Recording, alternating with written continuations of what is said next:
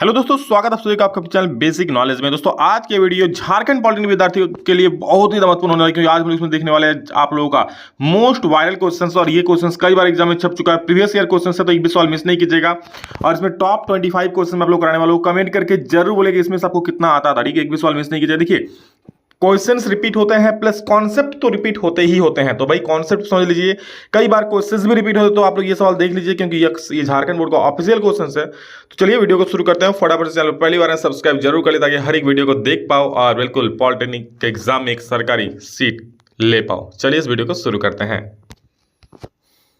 तो सबसे पहला सवाल है कि बेकिंग पाउडर, बेकिंग सोडा और एक खाद्य एसिड यानी डैश का मिश्रण है। क्या बोल रहा है? Baking powder is a mixture of baking soda and mild edible acid. मतलब बोल रहा है क्या बेकिंग पाउडर जो होता है ना, ये किसका किसका मिश्रण होता है। उसमें से एक चीज बोल दिया बेकिंग सोडा, और उसमें क्या मिलाते हैं कि बेकिंग पाउडर बनता है। तो याद रखिएगा, बेकिंग सोडा में दोस्तों जब टार्टरिक अम्ल मिलाता है ना, यानी टार्टरिक एसिड, तो क्या बोलता है, क्या बनता है? बेकिंग पाउडर बनता है। याद रखिएगा, बेकिंग पाउडर में क्या, बेकिंग सोडा, ठीक है, बेकिंग सोडा, और उसमें जब टार्टरिक अम्ल मिलाता है, टार्टरिक एसिड मिलाते हैं, तो उसको हम लोग मतलब बेकिंग पाउडर बन जाता है। तो याद रखिएगा, टार्टरिक अम्ल ऐसे इमली में भी पाया जाता है, टार्टरिक एसिड, याद रखिएगा, ठीक है। वॉशिंग सोडा है, तो वॉशिंग सोडा का सूत्र पूछा आपसे, तो याद रखिए वॉशिंग सोडा का सूत्र होता है Na2CO3.10H2O। क्या? वॉशिंग सोडा, जिसको हिंदी में दहवन सोडा भी बोल सकता है, ठीक है। तो Na2CO3.10H2O। ये भी पूछ सकता है कि वॉशिंग सोडा में जल के कितने क्रिस्टल होते हैं, तो देख सकते हो जल के 10 क्रिस्टल होते हैं, याद रखिए, ये भी पूछ सकता है। कुछ धातु को पीट कर पतला सीट बनाया जा सकता है, इस गुण को डैश कहते हैं। बच्चा बच्चा बोलेगा कि भाई आप लोग 10th क्लास से पढ़ते हुए आ रहे हो, मैं कई बार पढ़ा चुका, आप लोग क्या बोलते हैं? आघात वर्धेता। क्यों? क्योंकि भाई आघात मार तो दे दनादन, दे दनादन, मार हथौड़ी, मार हथौड़ी, एकदम चादर बना देता हूँ, चादर बनाते हो ना, मतलब भाई जिसका बनाने का मुंह बनाता है। तो इस गुण को क्या बोलते हैं? आघात वर्धनीयता बोलता है, आघात वर्धता बोलते हैं, सब कुछ बोल सकते हो। तो 53 का ऑप्शन में डी बिल्कुल सही हो जाएगा, ठीक है। और अगर पूछ दिया कि भाई अगर किसी धातु को खींच करके लंबी तार बनाया जा सकता है, इस गुण को क्या बोलते हैं? तो उसको क्या बोलता है? तन्यता। याद है क्या बोलता है? तन्यता। ये भी पूछ सकता है, ठीक है। अगला है सीसा और डैश तुलनात्मक रूप से ताप के कमजोर संभाग होते हैं। मतलब सीसा में ऐसा क्या मिला दे, ठीक है, कि वो अब उतना ताप का संभाग नहीं होगा, अच्छा से मतलब हीट फ्लो नहीं करेगा, ठीक है। सीसा और तुलनात्मक रूप से क्या उसमें मिला दे, सीसा और क्या मिला दे उसमें, कि वो अब ना मतलब उतना अच्छा हीट फ्लो नहीं करेगा, उतना अच्छा उष्मा उसमें फ्लो नहीं करेगा। तो भाई पारद, पारा मतलब पारा, इंग्लिश बोलते हैं मरकरी। तो भाई पारा लिखिए, पारद बोले नारद, नारद नहीं पारद, ठीक है। पारद लिखिए, मरकरी लिखिए, उसको लिख दीजिएगा, ऑप्शन और बी बिल्कुल सही हो जाएगा, ठीक है। पारद हो जाएगा, 54 का बी सही हो जाएगा। 55 देखिए, डैश एक तरल गैर धातु है, डैश एक तरल गैर धातु है, 55 नंबर, ठीक है। तो 55 क्या हो जाए, देखो कौन गैर, तो देखो अगर आपसे पूछे कि कौन धातु है जो कमरे के ताप पर द्रव होता है, तो अगर धातु का नाम बोले तो क्या बोलते हैं? पारा। वही अगर अधातु पूछे तो ब्रोमीन। आप लोग हम कई बार पढ़ा चुके हैं, ये वाला भी 10th क्लास में। तो ये सब इंपॉर्टेंट क्वेश्चन है भाई, लाइफ टाइम के लिए, आगे जाके किसी कंपटीशन एग्जाम तैयारी करोगे तो भी इंपॉर्टेंट है। 56 नॉन मेटेलिक ऑक्साइड्स की प्रकृति होती है। देखो इंग्लिश का बहुत ज़्यादा ही लोग यूज़ कर रहा है, ठीक है। तो आप लोग ध्यान दें, नॉन मेटेलिक मतलब क्या होता है? अधात्विक ऑक्साइड, ठीक है, अधात्विक ऑक्साइड। तो अधात्विक ऑक्साइड की प्रकृति कैसी होती है? भाई अम्लीय होती है, ठीक है। अगर आपसे पूछा अधात्विक ऑक्साइड की प्रकृति, या फिर उसी को इंग्लिश में बोलते हैं नॉन मेटेलिक ऑक्साइड की प्रकृति कैसी होती है, तो भाई अम्लीय होती है। वही अगर धात्विक ऑक्साइड बोलता यानी मेटेलिक ऑक्साइड बोलता तो क्या होता? कमेंट करके बोलो आप लोग क्या होता। अगला सवाल 57 देखो, ऐसे क्षार जो पानी में घुलनशील होते हैं उन्हें कहते हैं। भाई ये वाला आप लोग मतलब बोर्ड एग्जाम में पूछ सका ये वाला सवाल कभी कभी। तो ऐसे क्षार जो पानी में घुलनशील होता है उसे क्या बोलते हैं? क्षारक बोलते हैं। देखो लेकिन यहाँ सर ऑप्शन में क्षारक कहीं है ही नहीं, दिमाग घूम जाएगा। तो क्षारक को पायराडिन भी नहीं बोलते हैं, एसिड्स तो बोलेंगे ही नहीं, सॉल्ट्स बोलेंगे नहीं, सॉल्ट्स मतलब नमक। मैं कह रहा हूँ देखो कितना इंग्लिश का यूज किया, देखो सॉल्ट्स भाई नमक, समझ रहे हो, एसिड्स अम्ल लिखना चाहिए था, अल्कलीज हिंदी में बोलते हैं क्षारक, ठीक है। तो क्षारक जो पानी में घुलनशील होते हैं उसको बोलते हैं, क्षार जो पानी में घुलनशील होते हैं उसको बोलते हैं क्षारक। तो क्षारक मतलब अल्कलीज होता है, ऑप्शन नंबर डी सही हो जाएगा, ठीक है। इसको थोड़ा ध्यान दीजिएगा। निम्नलिखित में से मेटेलॉइड है, मेटेलॉइड मतलब भाई यहाँ पर कौन मेटेलॉइड है, ठीक है, ना मेटल है ना नॉन मेटल है, मतलब उपधातु कौन है यहाँ पर देख सकते हो। देखो आप लोग को अगर ये नहीं पता कौन है तो कौन नहीं है ये तो पता कर सकते हो। लिथियम भाई ये तो आप लोग का मेटलॉइड है नहीं, सोडियम भी है नहीं, कैल्शियम भी है नहीं। कैल्शियम क्या है? धातु है। सोडियम क्या है? धातु है।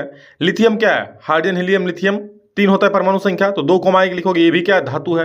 लेकिन जो टेलुरियम है भाई, ये नाम सुना ही नहीं है उतना हम लोग, तो कह सकते हैं भाई ये क्या है, एक मेटलॉइड है। मतलब नाम सुना है, नहीं सुना इसलिए नहीं है, ये एक्चुअली में है भाई, ये भी नहीं है, ये भी नहीं है, ये भी नहीं है, तो क्या यही तो होगा, ऑप्शन नंबर डी सही हो जाएगा। 59, आमतौर पर पीएच मापने के लिए डैश के साथ संसेचित कागज का उपयोग किया जाता है। ठीक है, तो पीएच मापने के लिए कौन सा कागज का यूज किया जाता है इस यहाँ पर पीएच मापने के लिए, किसके साथ? तो 59 का दोस्तों आप लोगों का सबसे सही उत्तर जो होगा ना, वो होगा यूनिवर्सल इंडिकेटर। एक मिनट रुक जाओ। तो चलिए, बिल्कुल यही सही उत्तर होगा, यूनिवर्सल इंडिकेटर। ठीक है, पीएच मापने के लिए किसका यूज करते हैं? Universal indicator. ठीक है, जिसमें हम लोग दिखाते हैं भाई किसका पीएच 7 से ज़्यादा है, किसका 7 से कम है, कौन एसिड है, कौन बेस है, तो यूनिवर्सल इंडिकेटर का यूज करते हैं। जब वर्षा के पानी का पीएच मान डैश से कम होता है तो उसे अम्ल वर्षा कहते हैं। तो मतलब वर्षा के पानी का पीएच मान कितना से कम हो जाता है तो उसे अम्ल वर्षा बोलते हैं। याद रखना 5.6 से कम। ठीक है, इंपॉर्टेंट क्वेश्चन है। सफेद सिल्वर क्लोराइड सूर्य के प्रकाश में भूरा हो जाता है, यह सिल्वर क्लोराइड के डैश के कारण होता है। आप लोग देखे हैं भाई, कई बार ये अभिक्रिया करवाएं, एक चाइना डिश रहता है उसमें सिल्वर क्लोराइड रहता है, यहाँ एक खिड़की रहता है भाई, वहाँ से सूर्य का रोशनी आता है, देखे हो ना। तो इस अभिक्रिया कौन सा अभिक्रिया बोलते हैं? बता दो कौन सा अभिक्रिया है? अरे पढ़ चुके हो जी हाँ, इसे बोलते हैं क्या? 61 सा इसे बोलते हैं भाई, टूटता है ना, इसे टूटता है तो क्या बोलते हैं इसको? इसे डिकम्पोजिशन बोलते हैं। टूट जाता है तो डिकम्पोजिशन बोलते हैं ना। तो भाई ऑप्शन नंबर डी अपघटन अभिक्रिया हो जाता है। ठीक है, अपघटन। ठीक है, अपघटन बोलो, वियोजन बोलो, वो वाला अभिक्रिया हो जाता है। ठीक है। 62, पानी में एसिटिक एसिड के डैश घोल को सिरका कहते हैं। तो देखो एसिटिक एसिड, आपसे ये पूछ सकते एसिटिक एसिड क्या है? तो भाई एसिटिक एसिड मतलब क्या? एसिटिक एसिड को सिरका भी बोलता है। ठीक है, और एसिटिक एसिड के डैश घोल को, कितना परसेंट घोल को, मतलब सिरका में कितना परसेंट एसिटिक एसिड रहता है बताओ? बोलेगा अगर कि सिरका में सर कितना परसेंट एसिटिक एसिड रहता है, तो याद रखिएगा इसका लगभग 5 से 8%। भाई 9, 10, 11 तक भी जा सकता है, पर यहाँ 5 से 8 है तो मार सकते हो इसको। ठीक है, 5 से 8% एसिटिक एसिड का जो सॉल्यूशन होगा ना, जो घोल होगा, ठीक है, जो शरबत होगा, उसे क्या बोलते हैं हम लोग? सिरका बोल देंगे। ठीक है, आप लोग मुझे कमेंट करके बताओ सिरका में कौन कौन सा अम्ल होता है। ठीक है, सिरका जो होता है उसमें कौन सा अम्ल होता है? ठीक है, उसका सूत्र बताओ मुझे, कौन अम्ल होता है? एसिटिक एसिड होता है, इसका सूत्र बता दो। इथेनॉइक अम्ल डैश उत्प्रेरक की उपस्थिति में शुद्ध इथेनॉल के साथ प्रतिक्रिया करके इस्टर देता है। बोला इथेनॉइक अम्ल जो होता है ना, किसके साथ वो अभिक्रिया करके इथेनॉइक अम्ल डैश उत्प्रेरक की उपस्थिति में शुद्ध इथेनॉल के साथ अभिक्रिया करके इस्टर देता है। मतलब किस उत्प्रेरक की उपस्थिति में इथेनॉल के साथ ये अभिक्रिया करता है और इस्टर दे देता है। तो याद रखिएगा ये अम्ल से अभिक्रिया करके, किससे? अम्ल से। तो ऑप्शन नंबर ए सही हो जाएगा। क्लियर। नेक्स्ट देखो 64, आधुनिक आवर्त सारणी भाई परमाणु संख्या पर आधारित है, और क्या करना आगे देखो। ये पूछ सकता है आधुनिक आवर्त सारणी का नियम किसने दिया? तो मोसले ने दिया था। ठीक है, हेनरी मोसले। डैश सीमित हवा में अयस्कों को प्रबलता से गर्म करने की एक प्रक्रिया है। मतलब जो अयस्क होता है ना, जितने जो अयस्क जो पृथ्वी से निकाला जाता है, पृथ्वी के ऊपर पटे से, उसको पूरा एकदम गर्म कर रहा है, तो इस प्रक्रिया क्या बोलता है? रोस्टिंग बोलते हैं। रोस्टिंग भाई, चना रोस्टिंग, बादाम रोस्टिंग खाता ना, मतलब पूरा गर्म करके भूंजा टाइप का। मतलब भूंजा टाइप का नहीं भाई, मैं समझाने के लिए बोल रहा हूँ। रोस्टिंग मतलब वही पूरा गर्म किया आता है। ठीक है, तो रोस्टिंग यही बोलता है। और हिंदी में इसको क्या बोलते हैं? वर्जन बोलते हैं। हिंदी में क्या बोलते हैं इसको वर्जन बोलते हैं। ठीक है, जब बहुत ज़्यादा गर्म किया जाता है अयस्कों को, तो इसी प्रक्रिया को क्या बोलता है? रोस्टिंग। डैश और सीजियम में गलनांक बहुत कम होता है। गलनांक बहुत कम, तो गैलियम। भाई गैलियम मतलब गल जाएगा, ऐसे याद रखना ट्रिक से। गैलियम मतलब गल जाएगा भाई, गल जाएगा मतलब क्या? गलनांक बहुत ही कम होगा। तो गैलियम और सीजियम का जो गलनांक होता है ना दोस्त, बहुत ही कम होता है। डैश एक गैर धातु है लेकिन चमकीला होता है। अरे भाई आयोडीन। जी हाँ, आयोडीन एक धातु नहीं है, अधातु है। अरे गैर धातु बोले तो अधातु, गैर धातु मतलब धातु नहीं है, तो आयोडीन एक धातु नहीं है, लेकिन ये क्या है? चमकीला होता है। बोले सर इससे क्या, ऐसा क्या मतलब? तो देखो अक्सर चमकीला कौन होता है? जो धातु होता है ना। चमकीला गुण किसका होता है? धातु का होता है। लेकिन यहाँ आयोडीन जो है भाई चमकीला है, लेकिन ये क्या है? गैर धातु है, धातु नहीं है। आप बात कह सकते हो। ज्ञात प्राकृतिक पदार्थ में डैश सबसे कठोर है, उसका गलनांक बहुत अधिक होता है। ये भाई कई बार एग्जाम पूछा है, तो याद रखना हीरा। जो प्रकृति में जितने सारे पदार्थ उपस्थित है ना भाई, पत्थर न भी उससे भी ज्यादा हार्ड होता है हीरा। समझ रहे हो? हीरा देखने में लगता है ना जैसे कांच जैसा, लेकिन वो बहुत हार्ड होता है, पत्थर से भी हार्ड, लोहा से भी हार्ड। समझ रहे हो? तो प्रकृति में सबसे कठोर पदार्थ अगर कोई पूछे तो हीरा बोल देना। 69, एक उभयधर्मी ऑक्साइड है। ये भी बहुत इंपॉर्टेंट है। तो उभयधर्मी ऑक्साइड का नाम पूछेगा तो सीधा से एल्युमिनियम ऑक्साइड को मार देना। ठीक है, जिंक ऑक्साइड भी इसमें आ जाता है, लेकिन मैक्सिमम टाइप एल्युमिनियम ऑक्साइड ही ऑप्शन में रहता है, तो एल्युमिनियम ऑक्साइड याद रख लो। एल्युमिनियम ऑक्साइड क्या है भाई? एक उभयधर्मी ऑक्साइड है, मतलब ये अम्ल से भी विक्रिया करेगा और क्षार से भी विक्रिया करेगा।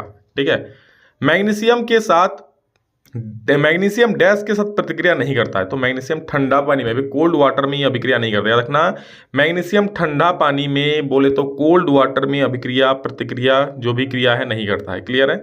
चलो आगे देखते हैं नेक्स्ट क्वेश्चन। 71 का क्वेश्चन यहाँ से मेरे छूट गया है, मैं अच्छा 71 का क्वेश्चन, एक मिनट, 71 का क्वेश्चन मैं बोल देता हूँ। इसमें बोल रहा है कि सबसे जो लचीला धातु कौन सा होता है, तो याद रखना सबसे जो लचीला धातु होता है वो सोना होता है, स्वर्ण, स्वर्ण मतलब सोना। आयरन ऑक्साइड डैश के साथ प्रतिक्रिया का उपयोग करके रेलवे की पटरी या मशीन के टूटे हुए पुर्जों को जोड़ने के लिए आता है।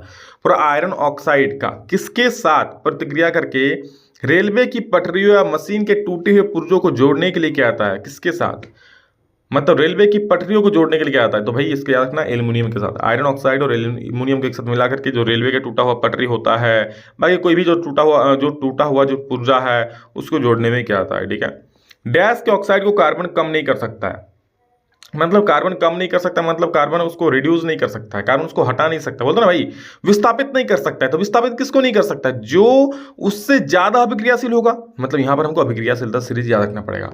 तो भाई आप अभिक्रियाशीलता सीरीज जरूर याद रखना, कनाका मगल जन, फिर एक सबसे होता है पोटेशियम, फिर सोडियम, ठीक है, मैग्नीशियम, ठीक है, नहीं उसका पहले कैल्शियम होता है, तो ये सब जरूर याद रखना। ठीक है, पूरा सीरीज, क्योंकि उससे सवाल बनते ही हैं। तो किसके ऑक्साइड को कार्बन कम नहीं कर सकता यानी विस्थापित नहीं कर सकता है, तो याद रखना एल्युमिनियम, क्योंकि एल्युमिनियम भाई कार्बन से अधिक अभिक्रियाशील है। ठीक है, और एल्युमिनियम को नहीं कर पाएगा तो सोडियम का तो कर ही नहीं पाएगा, क्योंकि उससे ऊपर एल्युमिनियम से। ठीक है, इस प्रकार से होता है, उसके नीचे में। तो इन एल्युमिनियम को जब नहीं कर पा रहा तो इसको भी नहीं करेगा, इसको भी नहीं करेगा, इसको भी नहीं करेगा, इसको भी नहीं करेगा। ठीक है, याद रखना ये सब, क्योंकि एल्युमिनियम जो है कार्बन से अधिक अभिक्रियाशील है।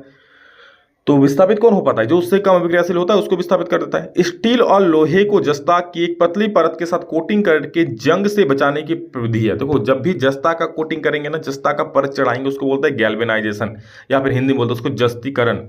ठीक है, यहाँ पर इंग्लिश का कुछ ज्यादा ही यूज हो रहा है, इसलिए इसको गैल्वेनाइजेशन लिखा है ना, उसको गैल्वेनाइजेशन भी बोलता है और जस्तीकरण भी बोलता है। अगर स्टील और लोहे के ऊपर क्या एक जस्ता का परत चढ़ा देते हैं तो। और आज का अंतिम सवाल है, नेक्स्ट बाकी 25 सवाल मैं नेक्स्ट वीडियो में बताऊंगा। कांस्य तांबा डैश का एक मिश्रण हो, मतलब कांसा, कांसा जो है ना भाई, कांसा आप लोग बोलते हैं, अरे कांसा का थाली नहीं देखे हो, कांसा का थाली बजा दो ताली, अरे कांसा। तो कांसा का जो होता है, कांसा किससे बना होता है, तो भाई ये तांबा से बना होता है। और किससे बना होता है बता दो, तांबा और टिन से। ठीक है, तांबा और टिन से, याद रखना, तांबा मतलब कॉपर। तो कांसा जो बना होता है ना, ये किससे, कॉपर से और टिन से बना होता है। तो ऑप्शन नंबर डी को मार दो गोली, भाई आपका ये सही हो गया। और अब तो खेल चुके हो होली, तो जल्दी से भाई लगा दो क्वेश्चंस, माँ को मार दो गोली और सब्सक्राइब का बटन भी मार दो गोली। चलो, लाइक नहीं किया तो लाइक कर देना, इसी प्रकार वीडियो और चाहते हो तो चैनल को सब्सक्राइब कर देना, एक प्यारा सा कमेंट जरूर करना कि इस प्रकार वीडियो आप चाहते हो कि नहीं। और आप लोग लाइव क्लास भी होगा, थोड़ा सा चिंता मत करो, कल 1-2 दिन में शुरू कर दूंगा। ठीक है, तो love you all, thank you all of you, next जल्द मिलेंगे, तब तक ले जय हिंद, वंदे मातरम।